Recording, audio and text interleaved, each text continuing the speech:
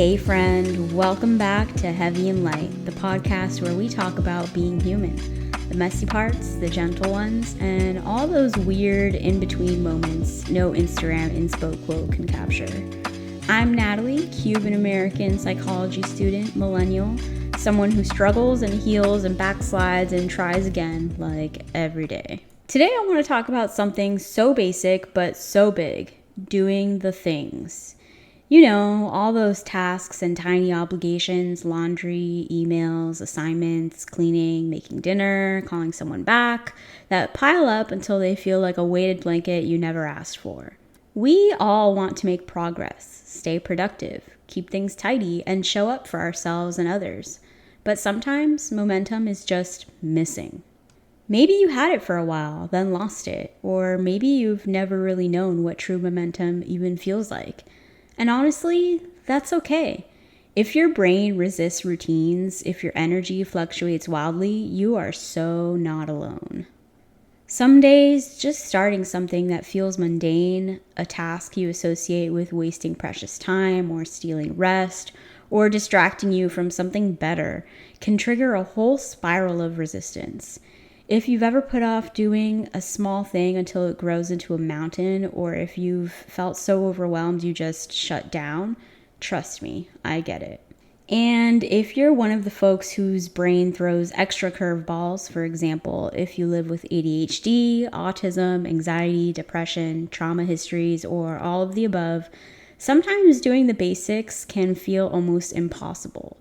Your executive functioning might glitch out, your nervous system might implode, or motivation just never knocks on your door. That's not a moral failing. It's part of living with a mind that's always running side quests in the background. And this isn't a productivity pep talk in disguise. Productivity doesn't have to look a certain way, and not being motivated doesn't mean you're a bad person or less worthy of ease. In fact, sometimes all we need is permission to be gentle with ourselves and curiosity to see what helps, even just a little.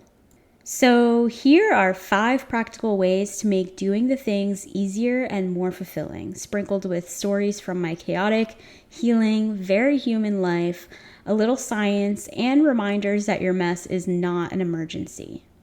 So, number 1, flip the script. Focus on benefits, not guilt. One of the things life taught me is that where you place your attention truly shapes your experience. The more you approach a task with dread, telling yourself it's pointless, a waste of time, or something a real adult would have already handled, the heavier it feels. Your brain is actually wired to search for proof you're right. Thank you, confirmation bias. Let's try a different angle. Instead of sighing, ugh, I have to clean up again, ask, what are the real benefits, short-term and long-term, of doing this? Sometimes it's practical. If I put things back where they go, I'll save time searching next time. Sometimes it's emotional. A clear desk helps me feel less scattered. I've actually written out responses to myself in the Notes app when I feel resistant to chores. Cooking now means future me eats better later. Tidying up makes my space calmer, less anxiety-inducing. If I brush my cat tonight, there's less fur on my black leggings tomorrow. And you can look up the benefits too. Google, AI chats, sometimes seeing a list of how routines support mental health, reduce overwhelm, or even boost creativity motivates me far more than shame ever did. Okay, number 2, set yourself up. Doing the thing is doing future you a favor. Let me tell you a story. I spent years working in coffee shops. Morning rushes, never enough oat milk, everyone desperate for caffeine. What made the difference between wholesome teamwork and pure chaos was prep. The boring, behind-the-scenes tasks like cleaning, labeling, making sure everything had a home. On the days we did those little things, the job was smoother. When we didn't, well, let's just say that Florida's collective mood suffered. I realized eventually my home isn't all that different. Every time I put something back, every time I prep, setting up my medication, putting my keys away, laying out gym clothes, I make my next move just a little bit lighter. When things do fall apart, as they always do eventually, cleanup is less overwhelming. This is classic decision fatigue science. The more little choices you remove from your future, the more willpower and energy you have left for the stuff that matters. For some people, especially if, say, you're neurodivergent and predictability soothes you, or you just live in a busy household, this is everything. If you're struggling, don't try to overhaul everything. Start with one small system, a basket for your keys, a hook for your mask, a checklist for evening routines. Tiny changes ripple out, and every future me favor you do is an act of self-respect, not just self-discipline. All right, number 3, practice mindfulness in the messy stuff. Mindfulness gets sold like it's always zen and serene, but the most radical acts of presence happen in the mess. In wiping down a counter or folding endless towels, feeling the soap or fabric, noticing your breath. Sometimes that's where the magic clicks in. I used to think I needed to meditate perfectly, eyes closed, mind clear. But honestly, most of my real mindfulness happens while brushing my cat or eating breakfast slowly or letting my hands wander through the dishwasher as Billie Eilish warbles in the background.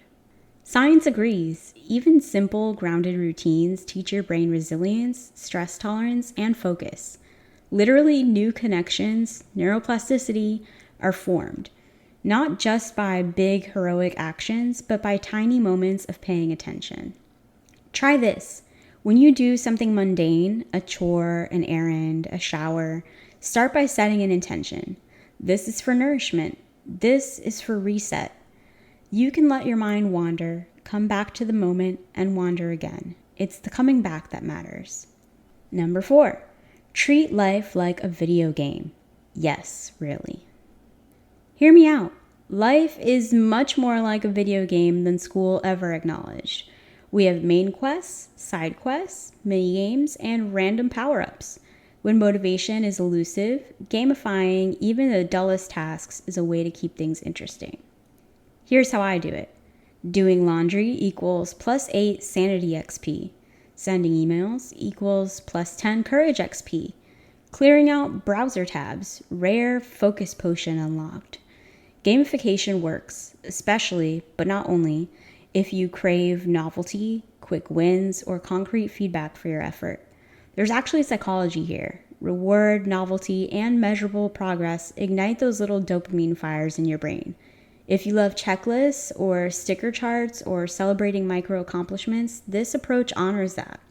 If you're neurodivergent, gamification is extra powerful. But even if you're not, we all like a gold star sometimes. Make it playful. Give yourself made-up achievements. Text a friend about your level ups. Put a literal sticker on your calendar. Tiny wins matter. Number 5, practice growth mindset, not guilt mindset. Here's where it all comes together. Real progress isn't about perfection. It's about participation. Showing up for life, even sloppily, counts. Carol Dweck calls it the growth mindset.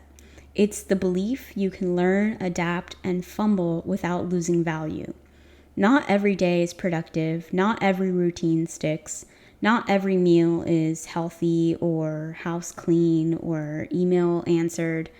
That's called living. Healing from trauma and outgrowing shame, yes, I'm looking at you, inner critic, has shown me every step matters, even if it isn't visible to anyone else. Productivity culture wants to sell us a narrative that busy equals better. It doesn't.